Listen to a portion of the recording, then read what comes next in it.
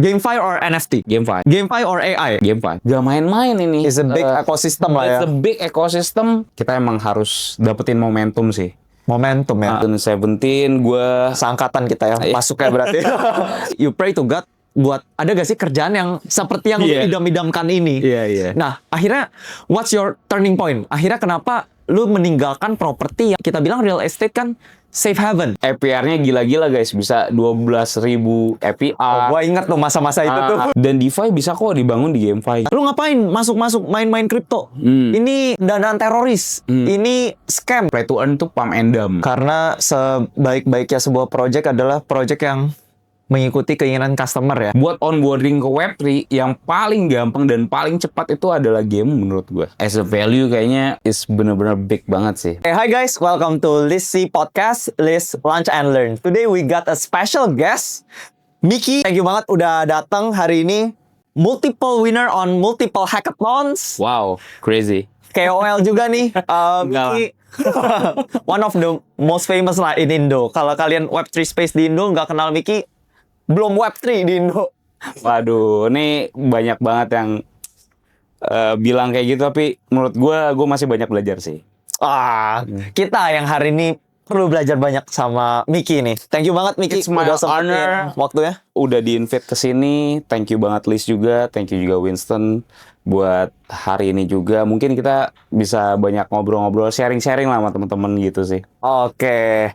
Nah, Mick, mungkin masih ada beberapa audiens nih yang belum kenal nih sama kamu. Boleh introduce gak sih Mickey ini siapa, backgroundnya apa, dan juga kesibukannya apa sih?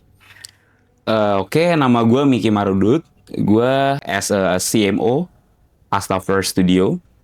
Astaver Studio basically is a studio game guys. Jadi emang kita awalnya berangkat dari ketertarikan sama game lah. Orang banyak ngomongin game, kita juga masing-masing suka game. Akhirnya kita buat, dan kita juga banyak banget game yang atau produk yang kita masukin ke beberapa hackathon gitu, terutama juga di list gitu ya. Jadi kalau seandainya kesibukan, tadi di-mention juga nih sama Winston, kesibukannya apa ya sehari-hari, buat konten juga kadang-kadang di Twitter, terus juga basically ya itu bantu temen buat create game. Kita kan as a game studio, kita bisa juga ngebuat game-game another client ya. Jadi kayak nggak cuman as a business, Web3 business, tapi kita juga Web2 bisnisnya ada gitu. Nah, yang jadi sekarang concern mungkin kita lagi ikutan List Park.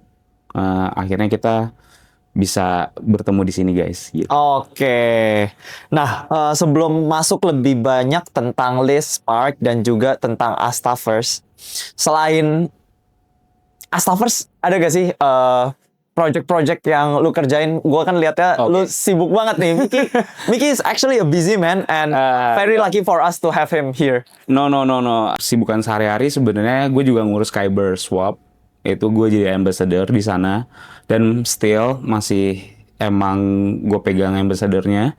Dan gue sharing juga kadang-kadang tentang teman-teman, mungkin gue lebih nguasain DeFi kali ya setelah GameFi gitu. Jadi DeFi juga gue tetap masih belajar sampai sekarang, soalnya kan is a very diverse ya. Jadi kayak setiap hari ada narasi-narasi tentu yang kita harus update, dan kita juga harus ada beradaptasi dengan cepat, apalagi di Web3 gitu. Kayak sejam 2 jam kita nggak baca berita, tahu-tahu ada aja yang baru. Itu something new things lah. Jadi kita emang harus beradaptasi supaya kita bisa cepat ngerti ini marketnya mau kemana. Dan satu hal yang kemarin juga banyak event, di beberapa event, contohnya di CoinFest, gue juga dapetin ilmu yang istilahnya kita emang harus dapetin momentum sih.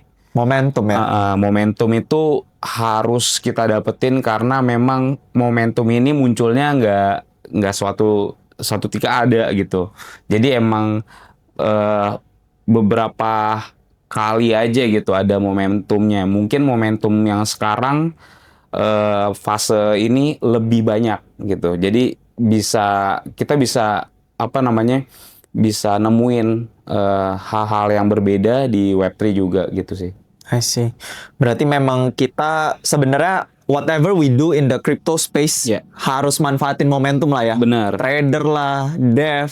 Karena misalnya kita ngedev, tapi kayak kita belum prepared nih Yeah. barangnya. Tapi momentumnya udah sampai.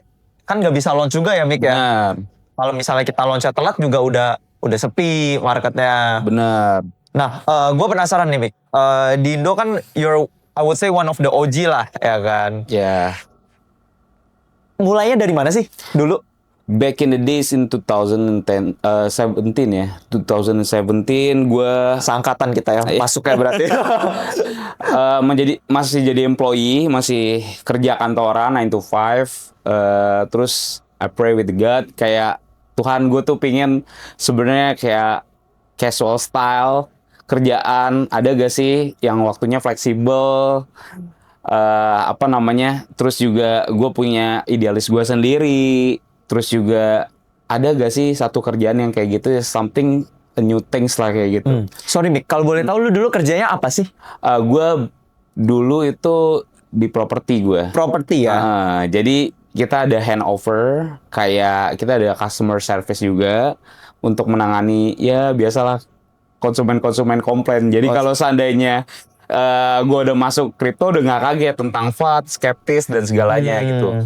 That's the early believers have to bener-bener another option sih buat itu semua tuh kita harus punya skill set itu dulu sih sebenarnya. Dan menurut gue ngadepin konsumen, ngadepin community sekarang menurut gue itu udah ilmu gue dari lama gitu.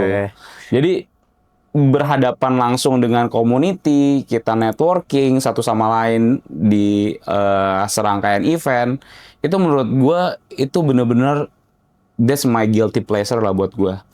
Iya, jadi kayak bener something kayak kita mau bangun fundamentalnya tuh emang di sana gitu. Basically emang crypto ini kan community tuh penting banget buat get to attention. Entah itu project apapun gitu, nggak cuman game doang gitu, nggak cuman DeFi doang, tapi semua di Web3 space ini emang the core is the community. Benar-benar kayak the very important things itu community-nya. Kalau community-nya udah toxic, udah nggak skeptis apa FUD, itu kita harus cepat-cepat perbaikin. Gimana cepat-cepat perbaikinnya, apa yang mereka komplain ke kita harus benar-benar solving itu secara cepat gitu. Menurut gue, dan itu menjadi tantangan juga, challenging. It's true challenging apabila kita bisa ngelakuinnya di project juga gitu sih. I see. Dan keren banget nih background lu pas karena customer facing juga dan akhirnya di sini juga sebagai CMO jadi bisa handling community juga dengan benar. Yeah. Apalagi karena tadi you mention juga community kalau sampai udah toxic, udah sampai FUD itu udah very need attention lah biar emang projectnya juga bisa lanjut lagi, bagus lagi. Nah, continuing from your story tadi, lu kan doa nih, actually you pray to God buat ada gak sih kerjaan yang seperti yang lu idam-idamkan ini.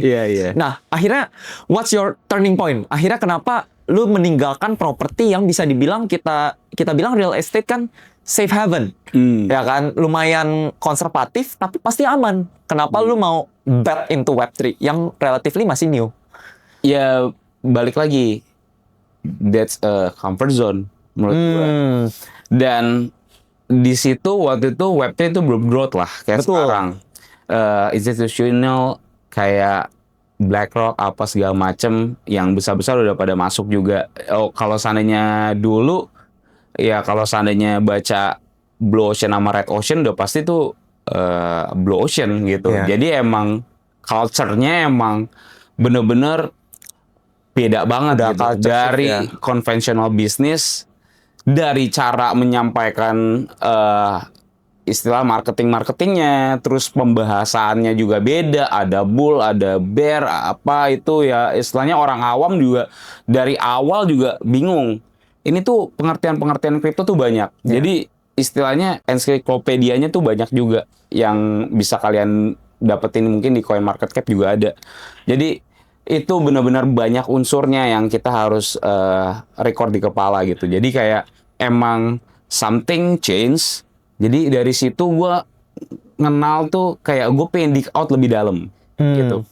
Jadi gimana caranya gue bisa belajar ini, tapi waktu 2017 atau 2018 dulu jarang banget ada Edukasi event lah mungkin ya. edukasi tentang kripto. Jadi cukup apa ya namanya ya, cukup bersyukur lah kalian kalau seandainya udah ada event, terus juga ada edukasi sekarang.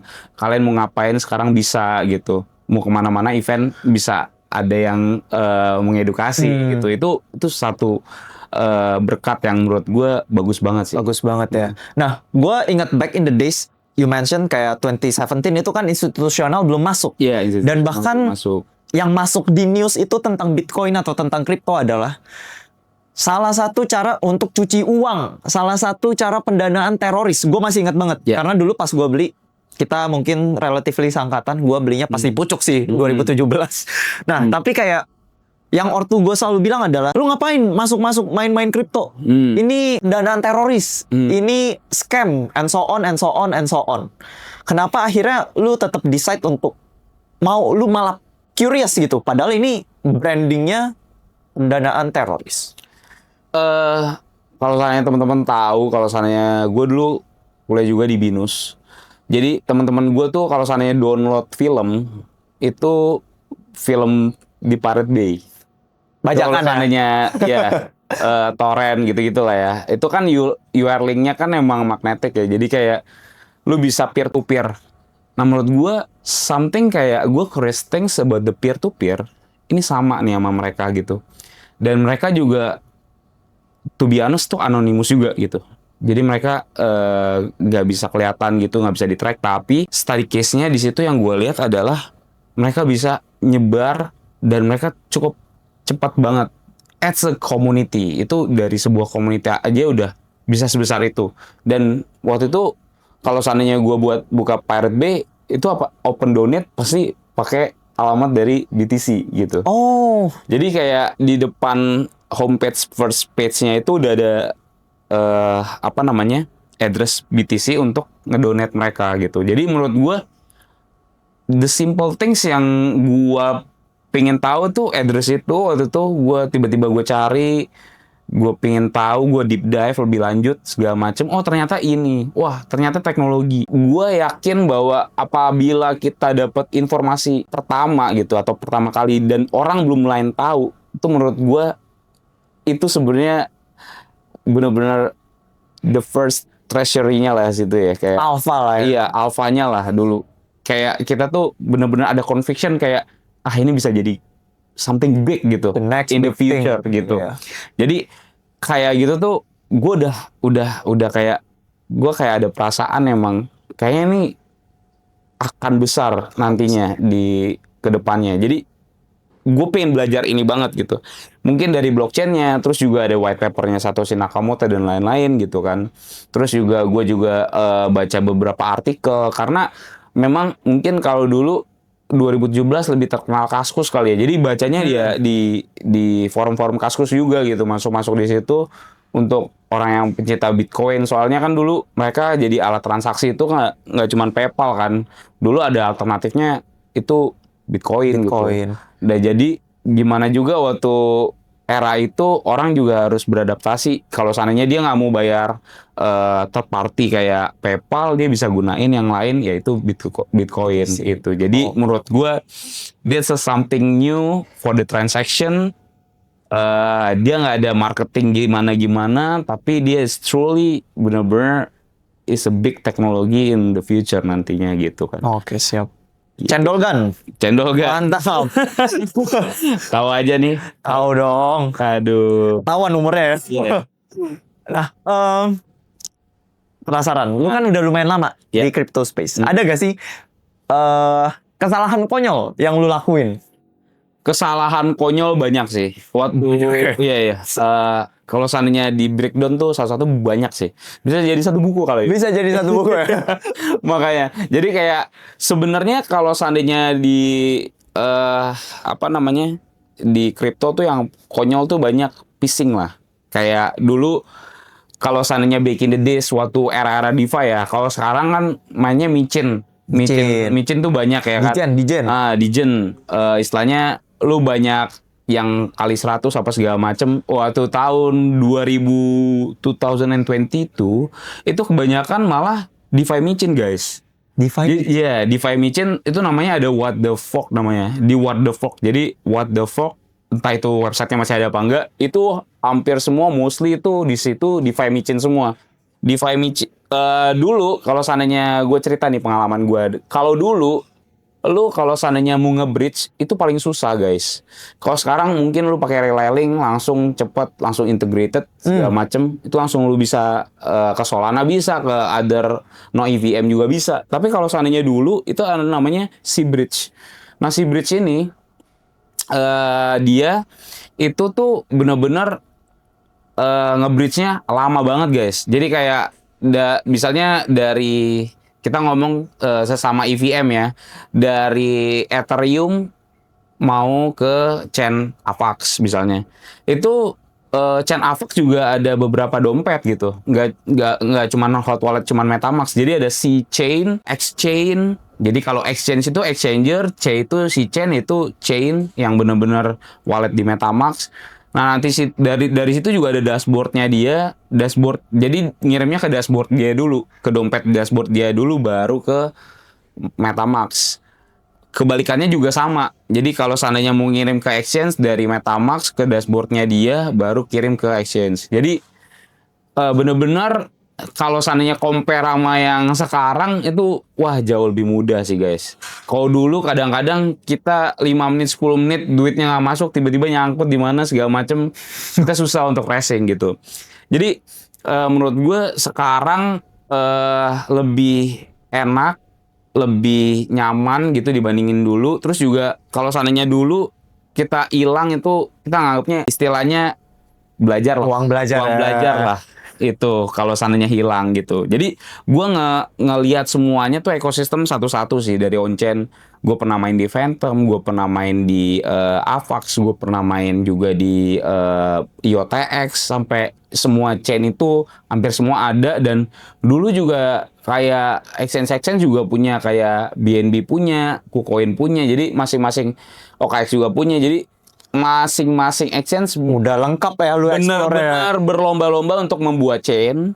Dan balik lagi ya, belum tentu bisa jadi kayak apa namanya pionir ya. Sampai sekarang juga pasti ada perlombaan kan, entah itu perpetual DEX lah, entah itu stable coins lah, yang bagus yang mana, itu masih jadi area perdebatan lah di Web3.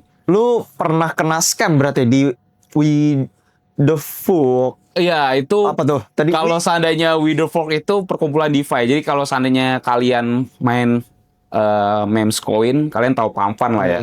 Pamfan itu kan kumpulan, lu bisa indexing satu-satu koin-koin memes. Nah, kalau ini indexingnya di DeFi semua. Jadi DeFi-nya itu APR-nya gila-gila, guys. Bisa 12.000 APR. Oh, gua inget tuh masa-masa itu tuh. 100.000 APR. Tapi ya balik lagi, the print money lah buat the developers ya. Jadi kayak kalau seandainya kalian mau masuk, kalian harus cepat dan kalian juga harus exit. Jadi kalau seandainya nggak bisa, kalau mereka kan itu buat liquidity provider kan. Jadi kayak at LP, tiba-tiba LP-nya tiba-tiba DeFi-nya scam, yaitu langsung cabut ya itu semua. Nggak bisa di unstake, nggak bisa di remove LP-nya. Jadi gimana ya, mungkin waktu itu juga ada namanya Rakdoc. Jadi kita tinggal copy codingannya dia dari Pragma Solidity-nya, terus kita paste ke tools-nya dia. Nah itu kayak dia bisa analyze ini tuh scam apa enggak gitu DeFi-nya. I see. Gue ingat juga tuh masa-masa DeFi menawarkan APR yang APR yang tinggi ya. tidak masuk akal. Iya. Apalagi kita di Indo kan paling ya biasa nabung di mana sih, bank, reksadana. Benar. Itu paling berapa persen, ini kayak bisa 200%-nya atau 1000%-nya dari yang ditawarkan di bank-bank itu atau di reksadana. Dan berarti kalau untuk menghindari scam-nya itu berarti dengan tadi ya yang Watchdog. Rakdog namanya. Rakdog. Gue nggak tahu ini ada apa enggak websitenya guys. Soalnya itu udah lama banget ya. Gue juga udah lama nggak buka. Orang juga udah shifting ke memes gitu. Jadi emang DeFi itu ada master chef-nya kan. Jadi kita bisa lihat kontrak master chef-nya. Terus juga kita bisa neliti nih, analyze apakah ini scam atau tidak. Kita bisa tarik duitnya atau enggak. Soalnya ada emergency withdrawal juga, yang sewaktu-waktu kita bisa pakai lewat dari Pragma Solidity-nya juga. Di situ kan ada smart contract-nya juga udah kelihatan gitu. Jadi ini lumayan teknis guys. Jadi kayak itu sebenarnya kayak di surface-nya aja. Mungkin di deep dive-nya ada lagi ya. Gue kurang begitu tahu. Tapi yang waktu itu gue pernah sempat mainin sih ini. Dan waktu itu ya kena scam gara-gara ya phishing lah ya. Phishing. Jadi kita masuk ke Connect Wallet. Nah kita main sign aja. Tiba-tiba duitnya udah drain atau duitnya berpindah ke dompet yang lain. Jadi cukup hati-hati. Kalau seandainya bisa, kalian bisa masuk ke revoke.cash juga. Kalau seandainya di revoke.cash itu bisa di revoke semuanya nih. Yang kontrak-kontrak yang kayak SUS ya. Kayak SUS Spesies itu bisa win. Kita trace, kita lihat itu berbahaya atau enggak kontraknya. Jadi kita bisa revoke aja semuanya gitu. Jadi itu mengamankan wallet kita secara keseluruhan. Dari semua chain itu semua bisa guys. Dari Polygon, Avax, Phantom dan sebagainya itu bisa di revoke. I see. Nah, jadi buat teman-teman hati-hati ya berarti ya kalau terima-terima email atau lagi mau sign kontrak, jangan sampai be the next Mickey kena drain. Iya, nggak enak guys. Soalnya nyesek banget. Kita udah dapetin berminggu-minggu dapet cuan atau profit ya Win ya. Yes. Tiba-tiba diambil lagi diambil dong.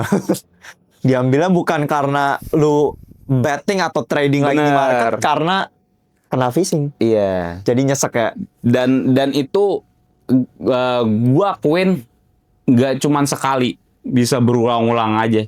Jadi menurut gue pastiin kayak gitu kalau kita time management juga ya kayak gitu kan. Soalnya gimana cara kita bisa memanage aset kita dengan baik. Mungkin bisa juga kita diversifikasi Win ke hot wallet juga mungkin gitu. Soalnya itu paling rentan sih di hot wallet lah ya, kayak di MetaMask, Trust Wallet dan lain-lainnya. Ya non custodian wallet lah kita nyebutnya.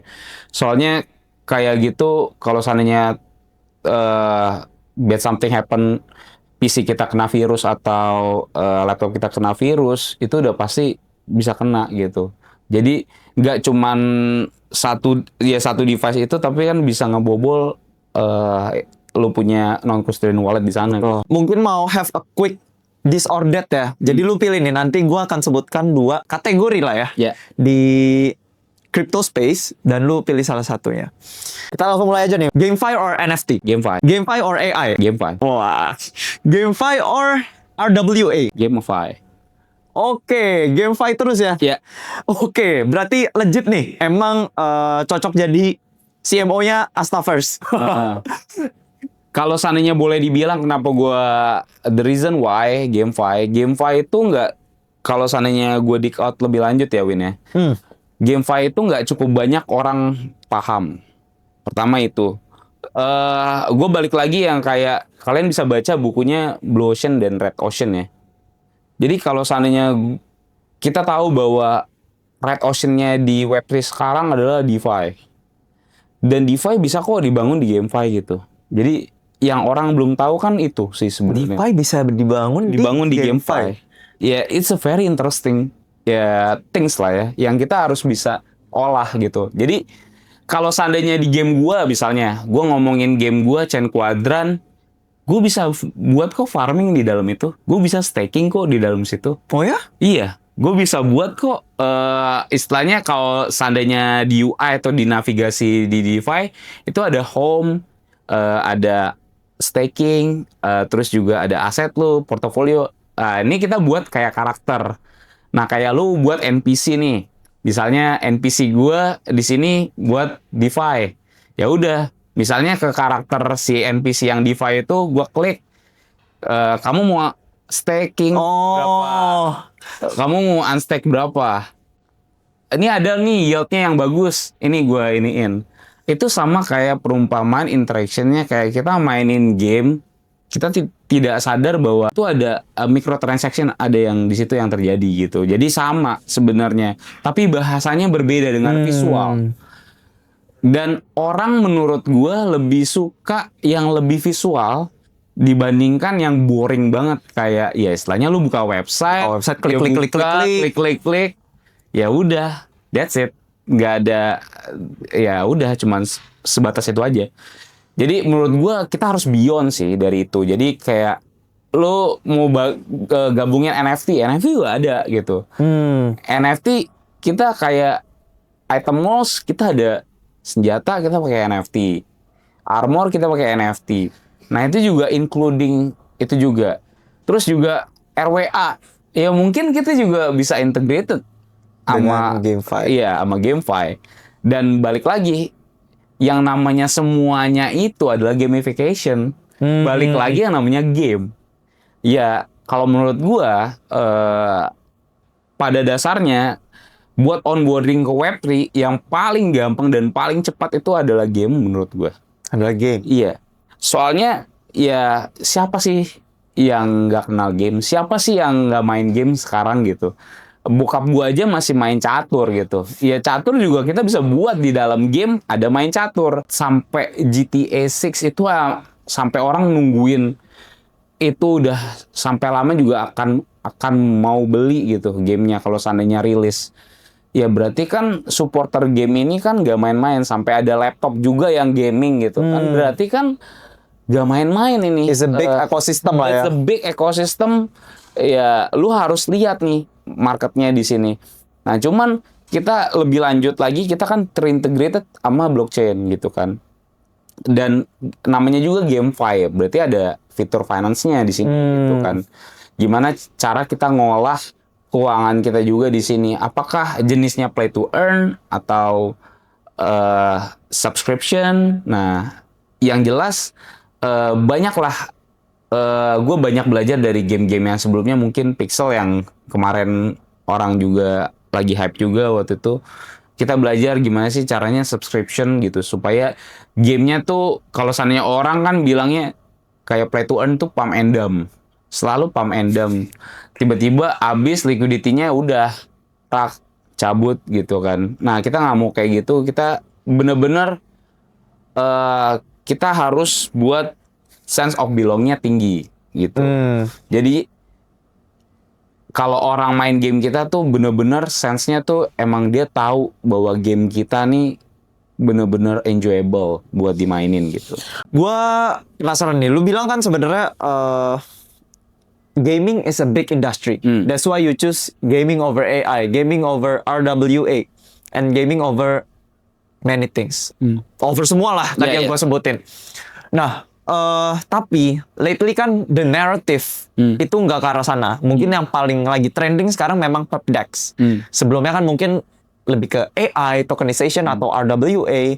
Nah, what's your take? Kayak kenapa lu tetap believe GameFi is the way? Kalau seandainya dibilang kalau Virtual Dex mungkin belum deep dive kali ya, atau di surface doang dia main. Coba kayak gue bisa mention kayak game Lumitera, itu salah satu game yang menurut gue menjadi patokan gue juga buat lihat narasinya dia. Itu narasinya interesting, very interesting marketing lah menurut gue. Jadi emang marketingnya bagus banget. Jadi dia benar-benar low cost buat marketing. It's about all the community. Makanya gue bilang important things tuh community itu benar-benar nomor satu lah gitu kalau seandainya lu main di Web3 gitu. Jadi gimana cara nge-guidance community-nya itu bisa gede dan tahu bahwa ini tuh enjoyable buat dimainin gitu. Nah, Mick, di sini kan mungkin teman-teman ada juga yang developers atau mungkin project owners juga nih. Nah, as a CMO, do you have any tips untuk di-share ke teman-teman untuk nge-build bukan cuman bertambah secara angka ya, tapi mereka ini strong and solid. Kayak tadi yang lu bilang punya apa ya, sense of belonging ke project-project yang mereka sedang build. Ada tips gak boleh di-share ke teman-teman? Kalau seandainya tips sih yang paling pertama ya, itu harus bisa memiliki dulu sense of belonging. Berarti dari diri kita sendiri nih, Dari- as project owner. Iya, as a project owner itu benar-benar harus mencintai ya, lebih tepatnya mencintai produknya. Kedua adalah tahu marketnya tuh siapa yang main. Kayak kita emang first thing first, kita Southeast Asia, emang MMORPG gitu kan. Jadi kita tahu market kita emang Southeast Asia, dan juga kita juga harus tahu nih kira-kira campaign yang cocok atau campaign yang cepet juga bisa naik engagement yang mana gitu buat the new narrative. Ya bisa aja kayak kalau seandainya gua buat advertising atau segala macem, itu bisa gua kemas dengan yang narasi baru sekarang gitu. Misalnya kayak Virtual Dex, atau enggak gue bisa buat apa namanya, beberapa gunain stable atau apa gitu. Jadi gamification tuh benar-benar menurut gue yang skill set yang harus ada gitu di semua project gitu. Jadi nggak cuman di gua doang, kita bisa terapin di project-project manapun gitu. Jadi yang apa, yang the real focus gitu, yang benar-benar yang paling benar-benar kita harus pahamin adalah tahu produknya itu apa. Nah, jadi kalau seandainya tahu produknya apa, sebenarnya produk ini kan berangkat dari permasalahan yang kita mau selesaiin. Jadi setelah ada produk, terus juga produknya is a very unique, mungkin USP-nya ada gitu kan. Nah, kita juga bisa solve problem one by one lah gitu. Intinya semua yang ada di produk atau project teman-teman juga, developers atau yang punya something project is different, itu menurut gue bisa langsung cari nih poin-poinnya dulu apa gitu. Jadi poin-poinnya ya USP, unique selling point-nya tuh harus tahu banget tuh dari segi produk. Jadi ya kalau seandainya bahasa marketing pasti ada strength, weakness, opportunity, threat lah ya. Yes. Kayak SWOT itu udah, ya. Iya, SWOT itu udah harus berjalan di situ. Jadi dari situ bisa lihat kayak negative vibes-nya, positive vibes-nya apa, yang harus bisa di-improving apa gitu. Dan itu yang gue lakuin setiap hari sih, Win. Jadi kira-kira kita kurang apa ya. Nah, kita juga biasanya kalau seandainya ke event-event, gue juga pengen nanya ke teman-teman gitu. Dapetin feedback-nya mereka langsung itu it's a very very bantu banget sih buat gue gitu. Terus juga orang yang istilahnya gue punya APK-nya, gue kirim ke mereka, terus juga mereka wah kurang ini itu bagian dari feedbacknya mereka ke gue, dan itu gue pasti dengerin sih, dan pasti kita terus improving sih gitu sih. Karena sebaik-baiknya sebuah project adalah project yang mengikuti keinginan customer ya. Ya, Makanya it's important for us juga untuk improve sesuai dengan feedback yang dikasih sama ya customer atau teman-teman yang ada di community juga. benar. Nah, Mick, tadi lu sempat mention nih mengenai APK. Boleh spill gak sih cara mainnya itu seperti apa sih? Kalau boleh tahu penjelasan aja. Ini nanti gua taruh videonya di sini. Oke. Jadi sebenarnya tuh kita Skyfi ya. Kalau seandainya teman-teman tahu Cowboy Bebop, ya kan, Cowboy Bebop terus komik itu juga sangat terkenal dan terinspirasi juga, kayak Azuki, NFT-nya juga terinspirasi dari itu gitu.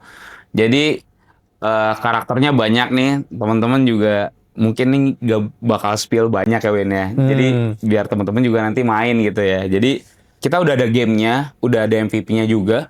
Jadi kalian bisa nanti kalau seandainya kita udah launch bisa di-download gitu. Nah, nanti di sana juga ada banyak city lah, Win. Banyak city kayak ya. The New City lah ya. Yang di-spill yang di YouTube tuh itu the new Jakarta City lah. The New Jakarta City. Iya, kita ngomongnya ala-ala sci-fi lah ya. Jadi emang banyak yang kita ambil juga beberapa daerah, nanti juga selebihnya ada di Southeast Asia. Soalnya emang gamenya kan emang di Southeast Asia. Jadi kita bisa nambahin kota-kota lainnya sih gitu. Terus juga sebenarnya Bounty Hunter. Bounty Hunter. Gamenya tentang Bounty Hunter. Kalian bisa mainin nanti grinding juga, ada di grinding groundnya. Terus juga kalian juga bisa interaction with the NPC ya kan. Nanti makanya gue bilang tadi ada spill dikit. Ya. Ada game fight, kok bisa di dalamnya ada DeFi nih. Ada ya, ini kan. menarik itu.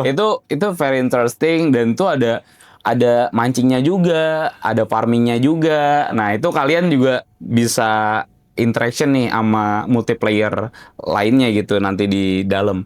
Nah terus juga di situ guys itu bisa apa namanya? Kalian bisa lihat ada di item mouse tuh banyak senjata juga, terus juga banyak varian karakter juga di sana. Jadi macam-macam kalau seandainya kalian tahu Ragnarok pasti ada job kan. Nah ini juga banyak jobnya juga ada di situ. Nah selebihnya itu bisa dimainin. Terus juga kalau seandainya kalian nanti ada monster nih ya, kalian tuh sama kayak Monster Hunter lah ya. Kayak kalian tuh bisa main sama teman-teman kalian, terus bunuh monsternya itu bareng-bareng. Nanti XP-nya itu tergantung dari kalian bunuh paling banyak tuh siapa. Jadi kayak XP-nya tuh wah effortnya lebih banyak si A nih yang bunuh. Nanti kalian bisa dapat reward yang lebih banyak juga gitu. Oke, thank you Mick for sharing. Nah, kalau boleh tahu ini bisa dimainin di desktop kah, HP atau Kalau apa sampai aplikasi? sekarang untuk Chain Quadrant kita hanya mobile. Jadi APK nanti iOS juga akan bisa. Nah, itu bisa juga kalian kalau mau di PC mainnya mungkin ada third party lah ya. Bisa juga di PC tapi pakai third party. Nanti kalau seandainya di mobile itu udah ada APK-nya dan udah bisa siap dimainin, nanti tunggu tanggal launch-nya aja gitu. Tunggu tanggal launch-nya aja ya guys. Iya. Lu kan one of the OG dan tim lu sebenarnya juga I would say OG lah ya. Kebetulan kenal juga beberapa timnya dari Mickey dan dari Astaverse. Dan ini kan OG ini kan pasti udah lihat crypto space ini lama banget. Dan kenapa you decided to make Astaverse ini di list? Itu juga kita diskusi ya sebenarnya guys ya sama teman-teman juga. Jadi kita ngelihat bahwa ekosistem yang paling dekat dengan kita EVM sih. Dan codingan atau bahasa language yang sebelumnya yang kita pakai juga awalnya di EVM. Jadi untuk nge-bridge-nya tuh jauh lebih mudah dan tim-timnya juga apa namanya lebih paham juga tentang EVM. Jadi EVM juga menurut gua dan di list juga menurut gua ekosistemnya udah terbangun gitu, udah ada juga di sini. Nah, tinggal mungkin go to market aja nih Win. Kita lagi ngedirect semuanya supaya preparation sampai kita launch bisa dilihat juga di roadmap kita juga kemarin kita pitching sama yang lain di Bali kan kemarin. Terus juga kita juga lagi beberapa lagi kita pingin preparation buat ada dungeon yang atau map ya maksudnya yang kita pingin selesaiin juga gitu. I see. Jadi ya moga-mogaan gitu mungkin Q1 atau Q2 tahun depan baru bisa launch sih. Oke. Berarti teman-teman yang gamers ditunggu ya tanggal mainnya nih. In the meantime bisa stay tune di mana tuh, Mick? Di Twitter Chain Quadrant bisa @Chain Quadrant. Chain Quadrant. Itu juga di situ udah ada link tree-nya, kalian bisa buka juga di situ ada di breakdown juga ke beberapa website kita juga sih. Gitu. Oke. Nanti aktifin aja notifnya. Nanti kalau ada tweet langsung. Weh, siap. Oke, Mick, tadi kan lu sempat mention tuh a thing or two about Bali. Nah, si Astaverse dan Chain Quadrant ini kan juga salah satu incubator lah ya di List Spark Incubator. Dan kemarin itu kita demo day di Bali juga with many attendance juga ada dari VC juga dan practitioner lah dari Web3 space. Nah, how do you feel about the whole program itself, kayak apa sih yang lu rasain dan apa yang lu dapetin dari Lispark Incubator ini? Nick? Wah, crazy ya. Kayak bener-bener gue pulang tuh udah banyak knowledge di kepala gue, Win. Gitu. Jadi the art of the fundamental kayak pitching itu gue dapetin. Kayak the first things first, you must describe your founder. Kayak the second one you have problem and solution. The third is go to market. The fourth is projections. Jadi kayak 4 pilar itu yang gue dapetin waktu pitching day yang workshop itu loh kemarin. Dan 4-4-nya akhirnya gue bisa di-cut lebih lanjut. Oh iya loh, as a founder harus describe kayak gini, bla bla bla bla bla. The second one is problem and solution. Oh ternyata di game gue ada problemnya ini. Abis itu we have the solutions buat this game gitu. Jadi serangkaian ini yang menurut gua is a very important pas lo pitching gitu. Jadi kita udah nggak kagok lagi, just a 5 minutes pitching and then there you go gitu kan. Kita harus ngomong apa, kita harus ngasih apa, langsung bisa kegambar sama investor gitu. Jadi langsung investor langsung mikir, oke, gue naruh duit gue di sini gitu. Jadi itu tuh impactful banget, Win. Sebenarnya kemarin di acara itu serangkaian workshop, gue ada banyak notulen juga kemarin juga sama Pak Ronald juga kita bahas, kita diskusi sama mereka.